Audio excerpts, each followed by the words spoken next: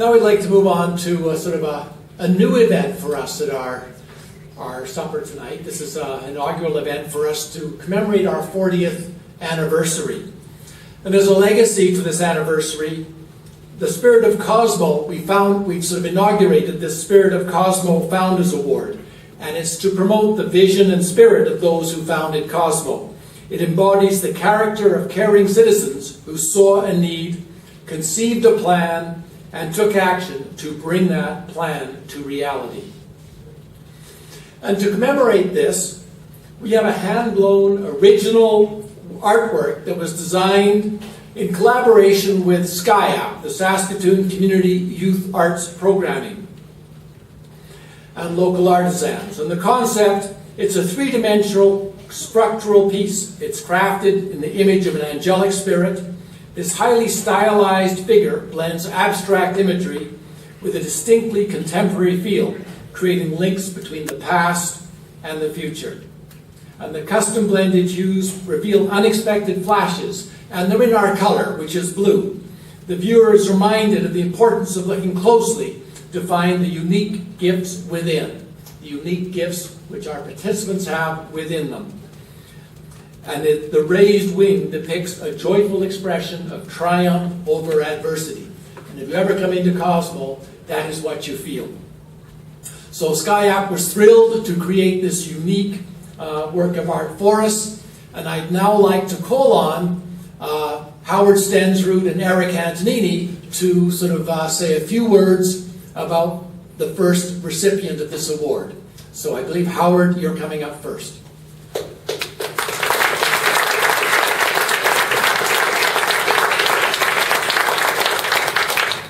Well, we're here tonight to honor a person who, for, gosh, I don't know how long, I first met Cliff Wright, I think in 1952. I was new to the construction business.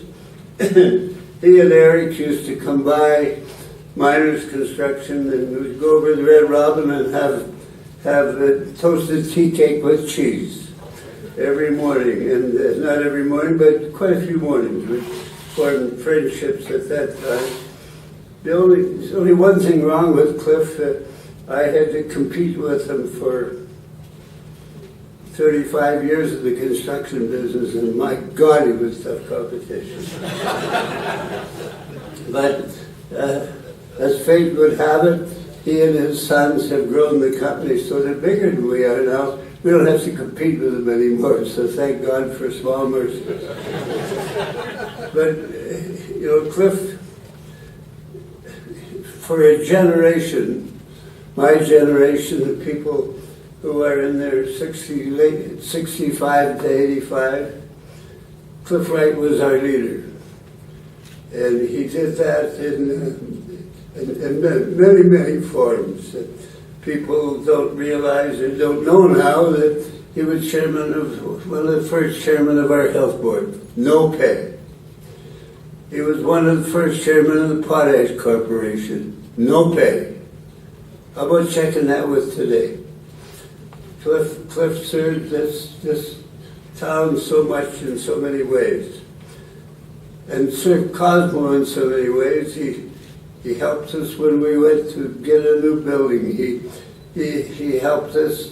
He was the one that recognized that we first just couldn't carry on picking up paper the way we were. And at board meetings, one of the things you learn as you go through life, it's not what you know, it's who you know. And I don't know how many board meetings we have said, Eric, could you talk to Cliff? Because Eric was a close friend of Cliff's. And we received such advice, such strength. And I think Cliff provided the pattern that has followed since, that the mayors of Saskatoon have been fans of Cosmo Industries and have just made it possible for Cosmo to be, in a live way, what it is today.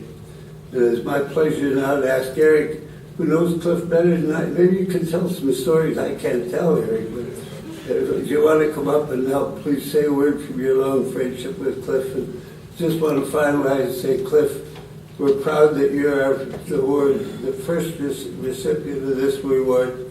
And thank you so much for what you've done over so many years.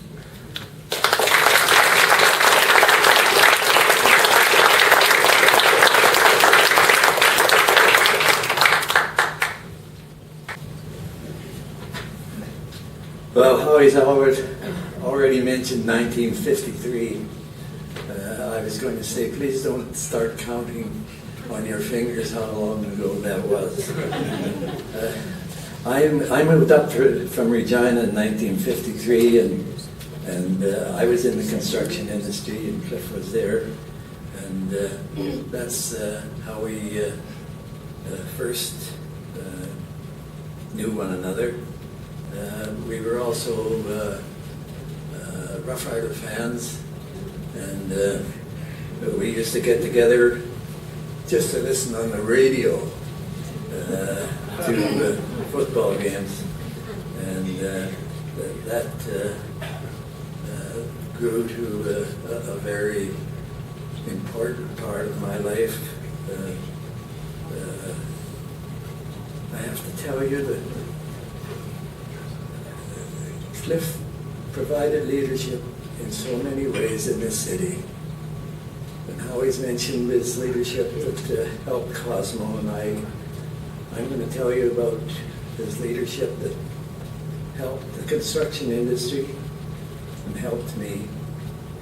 And it was obvious to me that when I started going to Construction Association meetings, Saskatoon Construction Association meetings, that Cliff was a couple of years younger than me, but he was already president of the Saskatoon Construction Association. And he was an outstanding president.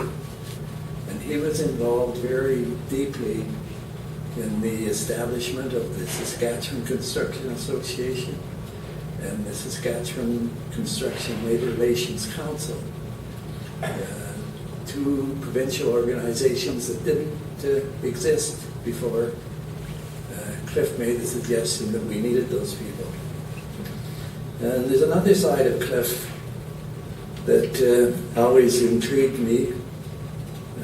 I don't know how many people in this crowd tonight could say that when they graduated from grade 12, they were so concerned that they were going to lose touch with one another that and Cliff was obviously part of the leaders when this was established. They established what they called the Diamond Athletic Club. And if I was writing this, I would put that athletic in brackets.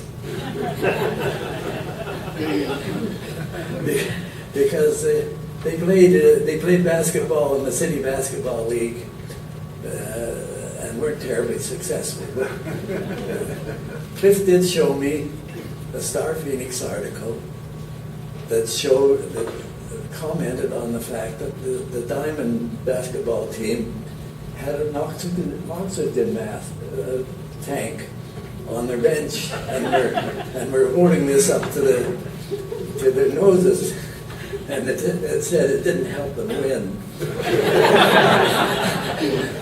But at any rate, Cliff also showed me a Life magazine that had a full-page picture of a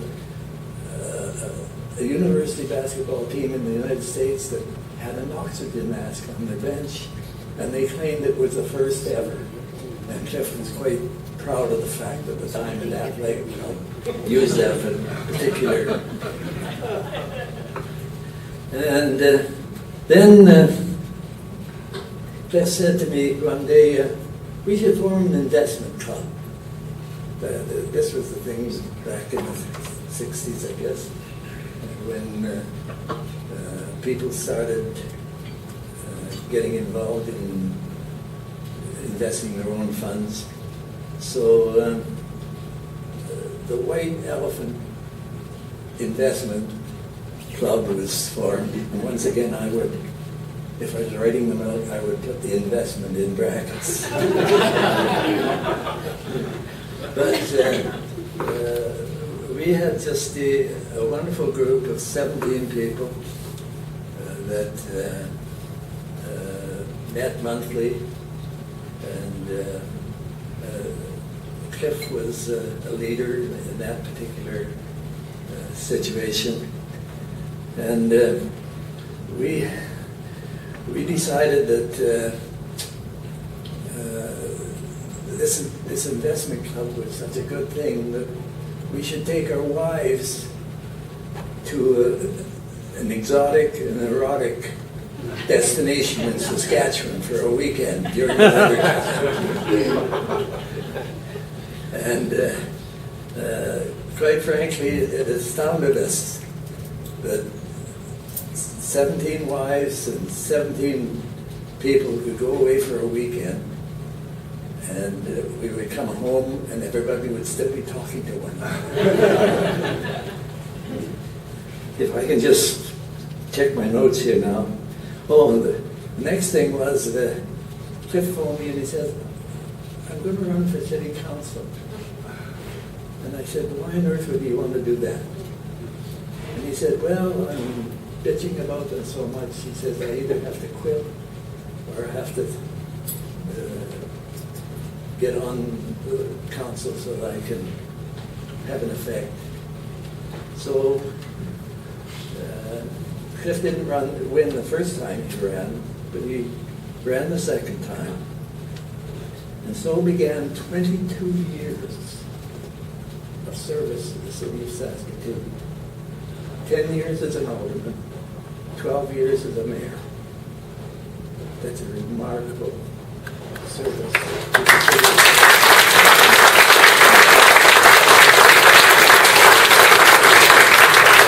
And at the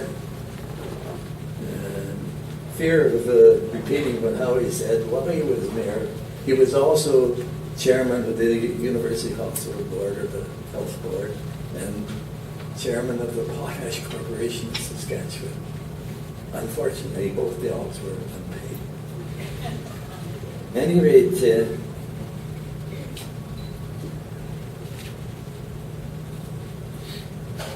he believed Saskatoon was the best place in the whole world to live.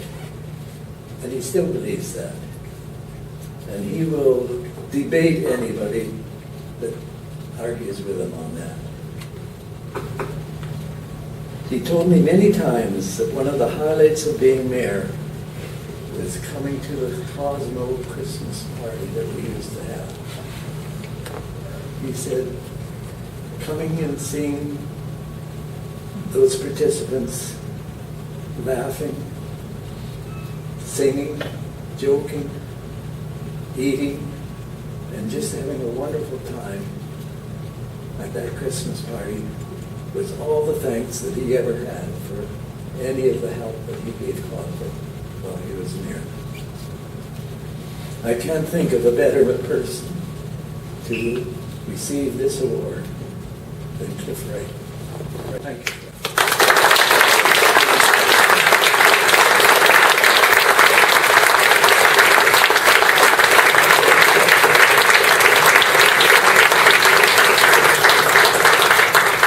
Cliff, would you be willing to come up and say a few words?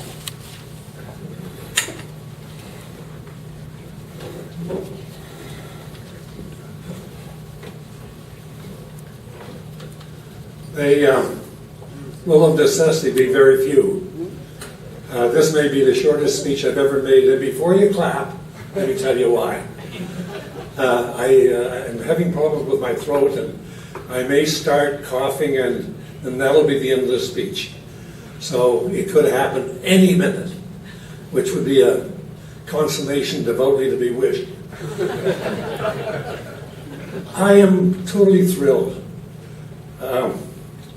I'm incapable of telling you the extent of my delight at this particular recognition, because it not only comes from an organization that I consider incredibly great in our community, but it actually tells you what this community is all about.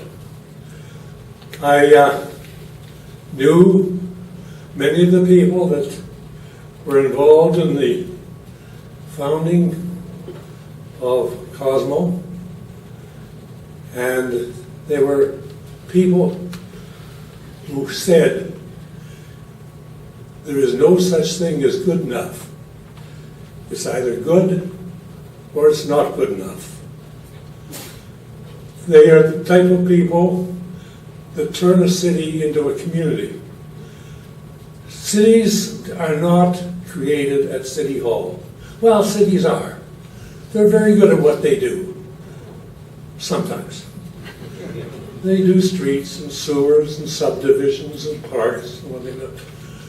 But what turns a city into a community are the people that are involved in that community who are determined that what exists is not good enough. And those people who initially formed Cosmo Industries were examples that you could not exceed in that particular aspect. I remember many of them, some of them here tonight. Some of them are passed away, but I'm not convinced that Mrs. Wing isn't here tonight with us. I'm sure that many of those people are with Cosmo and will be forever. It is a very unique organization, and I have said many times that Cosmo Industries is the home that love built. And that once love built the home, it became the home for love. Eric was quite right when he said that of my annual events as the mayor of Saskatoon, the highlight was going to the Cosmo Christmas dinner and carving the turkey. I think it tasted fine. It didn't look very good when I finished carving it, but it tasted fine. But in addition to the carving the turkey, I walked into probably the only place in Saskatoon where I felt that everybody loved me. And that may have even included some of the staff. But the kids that were there, the young people that were there, the young adults that were there, when you came in, they either hugged you, patted you in the back, or I think I got the first ever high five there. They just made you feel like you were the best thing that happened to them that day, every time you met a different one of them. So it is a unique organization that has contributed to the life of this community and has epitomized in many ways what this community is all about. People working for people, people saying what exists may be good, but it's not good enough. Thank you very much for the lovely evening and for this great award. Thank you.